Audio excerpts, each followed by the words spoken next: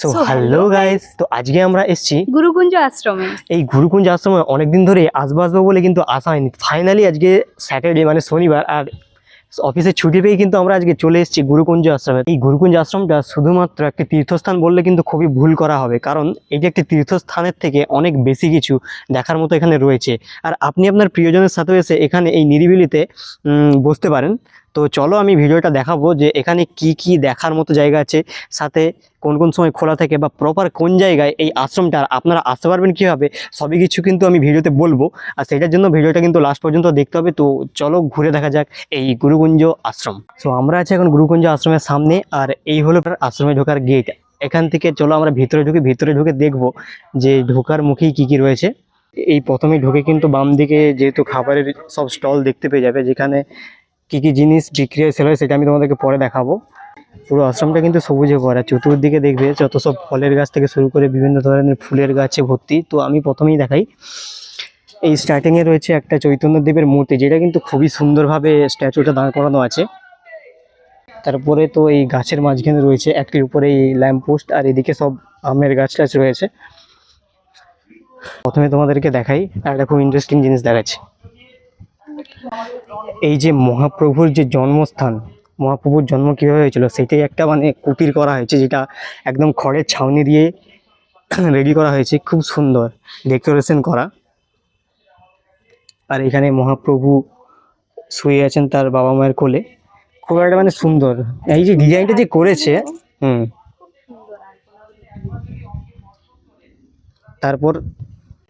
তারপরে এই মহাপ্রভুর জন্মস্থানের কিন্তু পাশেই রয়েছে একটি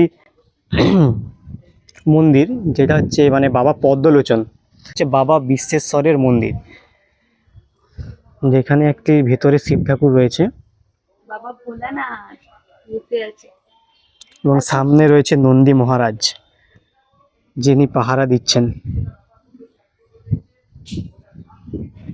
তোমরা জাস্ট ভিউটা দেখো। মেন যে আমাদের মন্দির, এই হলো আমাদের মেন মন্দির, শ্রী শ্রী গোপাল মন্দির যেটা বলি। এই গুরুকুঞ্জ আশ্রমের যে গোপাল মন্দির বা মেন মন্দির, সেটা হচ্ছে এইটা, যেটা আমার ব্যাকগ্রাউন্ডে দেখছো। তো ওটার ভেতরে তো যাব, কিন্তু ওপরে চূড়াটা দেখো কি দারুণ লাগছে। উফ, মানে সিরিয়াসলি ভাই, ভিউ এই মন্দিরে, এই জায়গাটাতে কে না এসে থাকতে পারবে। এখানে কিন্তু বসার মতো অনেক জায়গায় আছে, পেছনে একটা পার্কও রয়েছে, সেই পার্কটা তো খুব ইন্টারেস্টিং, সেটাও তোমাদেরকে দেখাবো। তবে এই যে বসার জায়গাটা, এটা হচ্ছে শান্তিকুঞ্জ, এখানে এসেও আপনারা বসতে পারেন, যেটা মন্দিরের সামনেই একদম। প্রত্যেক পূর্ণিমাতে কিন্তু এখানে কীর্তন হয়, আর অনেকেই আমার বাবা থেকে শুরু করে এখানের আশেপাশের অনেক লোকজন শ্যামসুন্দরের কীর্তন হয়, শ্যামসুন্দরের কীর্তন হয়, এবং সকলে কিন্তু ওই কীর্তনে এসে যোগদান করে। আর বিশেষ করে এই পূর্ণিমার দিন কিন্তু ওই দিনটি প্রচুর ভিড় হয়, সন্ধেবেলা, পূর্ণিমার সাথে একাদশী। গুরুকুঞ্জের আশ্রমের একদম মাঝ বরাবর রয়েছে এই হরি মন্দিরটি, যেটার মাথায় একটি তুলসী গাছ রয়েছে। এই দেখো, প্রত্যেকটা গাছের নিচে কিন্তু এরকম সুন্দর সুন্দর বসার জায়গা রয়েছে। এই গোপাল মন্দিরে কিন্তু পুজো দেওয়ার ব্যবস্থা অবশ্যই রয়েছে। সেই পুজো দেওয়ার জন্য পুজোর প্রসাদ কিন্তু আপনি এখানেই পেয়ে যাবেন, কারণ এইখানেই রয়েছে এই যে দোকান, এই দোকান থেকে প্রসাদ কিনে আপনি মন্দিরে পুজো দিতে পারেন। সাথে পুজোর জন্য বা যারা পুজো অর্চনা করে বা একটু যারা এই ঠাকুরে বিশ্বাসী, তাদের জন্য কিন্তু যেসব জামা পোশাক পাওয়া যায় সেখানের জন্য আলাদা করে একটা দোকান হয়েছে, কিংবা আপনার ঘরের গোপালের জন্য যে ছোট ছোট জামা কাপড়, সেগুলোও কিন্তু এখানে আপনি পেয়ে যাবেন। তার জন্য এই জামা কাপড়ের দোকানও করা হয়। আমরা এই যে দেখতে পাচ্ছি এই পিছনে, এটা হলো শ্রীবাস অঙ্গন। এই শ্রীবাস অঙ্গনে তোমরা কি কি দেখতে পাবে?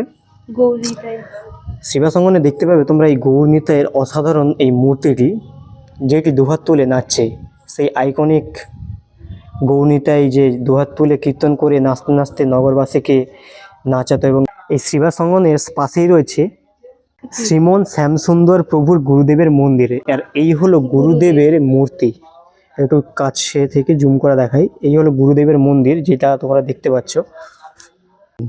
গুরুদেবের নাম হচ্ছে শ্রী ভক্তিভূষণ দাস বাবাজি, ওপরে নাম লেখা আছে শ্রী ভক্তিভূষণ দাস বাবাজির মন্দির।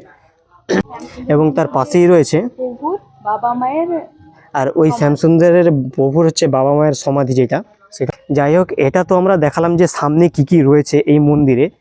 এবার এই যে মেন মন্দিরটা তোমরা দেখতে পাচ্ছ, এই মেন মন্দিরের ভেতরে কিন্তু ক্যামেরা অ্যালার্ট নেই, কিন্তু এই মন্দিরের ভেতরে রয়েছে গোপাল ঠাকুর।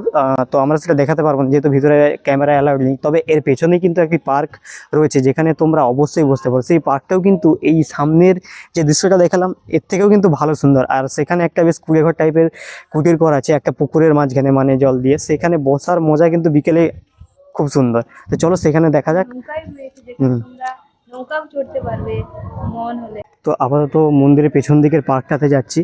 তবে এই ব্যাকগ্রাউন্ডের ভিউটা দেখো, ওখানে কিন্তু কি বলে এটা, পদ্মপুকুর পদ্মপুকুর পদ্মপুকুর রয়েছে যেখানে কিন্তু পদ্মফুল ফুটে রয়েছে। হ্যাঁ, পদ্মফুলটা আমি দেখাচ্ছি তোমাদেরকে, ওয়েট আ মিনিট। যে এ দেখো পদ্মফুল কিন্তু একটাই ফুটে রয়েছে। ও ভাই কি সুন্দর লাগছে। আর ওই হলো, এটা কোন পর্বত এখানে লেখা নেই, আমি ঠিক বুঝতে পারছি না কোন পর্বত। তবে যাই হোক ভালো লাগছে। এত সুন্দর গুরুকুঞ্জ আশ্রমে কিন্তু একবার হলেও তোমাদের ঘুরে আসা উচিত। এখানটায় কীর্তন আর ভাগবত হবে। আর মেন এই জায়গাটায় হচ্ছে কীর্তন আর ভাগবত পাঠ হয় এই জায়গাটাতে প্রত্যেক পূর্ণিমা আর একাদশীতে। শ্যামসুন্দরের কীর্তন হয়। আচ্ছা, তো আমরা এখন গুরুকুঞ্জ আশ্রমের পিছন দিকের সেই পার্কটাতে এসে গেছি যেখানে দৃশ্যটা কিছুটা এইরকম। এই একটা কুঁড়েঘর টাইপের রয়েছে যেটা খড়ের ছাউনি দিয়ে রেডি করা। আর তার সাইডের এদিকের ভিউ দেখো, পুরো একদম মানে কি বলে চারণভূমি যেটা, ওইখানে এটা চিলড্রেন পার্ক। ওইখানে দেখো খেলার জন্য একটা স্লাইডার আছে, ওটা কাছ থেকে দেখাচ্ছি। আর এগুলো পুরো কিন্তু ঘাস দিয়ে ভর্তি, যেখানে মানে বাচ্চারা অবশ্যই এসে খেলাধুলা করতে পারে। আর এইখানে রয়েছে একটা পুকুর যেটার মাঝখানে ওই সেম একটা কুঁড়েঘর টাইপের বসার জায়গা করা আছে। আর ওইখানে রয়েছে এই বাঁশের ব্রিজ, ওই ব্রিজ দিয়ে গিয়ে ওখানে গিয়ে সবাই বসতে পারে। এই কি ভালো লাগছে এখানে এসে। হ্যাঁ, খুব সুন্দর লাগছে জায়গাটা। কবে এসেছিলাম? 1 বছর আগে এসেছিলাম না বিয়ের সময়। হ্যাঁ, বিয়ের সময় প্রণাম করতে এখানে নিয়ে আসছিল আমাদেরকে। এখানে প্রণাম করতে নিয়ে এলে কিন্তু শুধু এই গোপাল মন্দির না, এখানে মানে এই যতগুলো জায়গা দেখালাম প্রত্যেকটা জায়গাতে কিন্তু একবার করে প্রণাম করতে হয়। এখন আমরা আছি ওই পুকুরের মাঝখানের কুঁড়েঘরটিতে। আর এখান থেকে বাইরের ভিউটা কিছুটা এমন। আর সামনেই যে নৌকাটা দেখছো যেটা পুকুরে রয়েছে, এটি কিন্তু মাত্র 10 টাকার বিনিময়ে আপনি চড়তে পারবেন। আর আমি বলে দিই যে ওই যে খাওয়ার দোকানগুলো আছে ওই স্টলে কিন্তু সকালে কোনো খাবার পাওয়া যায় না, বিকেলে যা পাওয়া যায় বিকেলে পাওয়া যায়। আর বিকেলে মানে নিরামিষ ফুচকা সাথে সিঙ্গাড়া পাওয়া যায়, ঠিক আছে? এই দুটো জিনিস ওই স্টলে পেয়ে যাবে, ফুচকা আর সিঙ্গাড়া স্টল। এছাড়া মনে হয় আর কিছু পাওয়া যায় না। আর এমনি টুকটাক যেসব প্যাকেট জিনিস চিপস টিপস ওগুলো তোমরা পেতে পারো। সো আজকের ব্লগটা ভালো লাগলো, যদি লেগে থাকে লাইক করবে, শেয়ার করবে। আর গুরুকুঞ্জ আশ্রম তোমরা একবার অবশ্যই ঘুরে আসো। আর এই জায়গাটা হচ্ছে আস্তারা, মানে গ্লিমারির আগে এবং রাধাবল্লভপুরের পরে পরে। তোমরা যদি কেউ যদি আসো বাসে করে গ্লিমারিতে নামবে এবং গ্লিমারি থেকে টোটোতে উঠলেই ওরা হচ্ছে পুরো একদম পৌঁছে দেবে। বললে যে গুরুকুঞ্জ আশ্রম, টোটোওয়ালারাই পৌঁছে দেবে। আর এছাড়াও তোমরা যদি বাইক নিয়ে আসতে চাও তার জন্য আমি ডাইরেক্ট গুগল ম্যাপের লিঙ্ক আমার পিন কমেন্টে পিন করে দেবো। তো সেখান থেকে তোমরা ডাইরেক্ট ম্যাপে গিয়ে দেখতে পারো যে এই গুরুকুঞ্জ আশ্রমটি কীভাবে আসতে পারবে।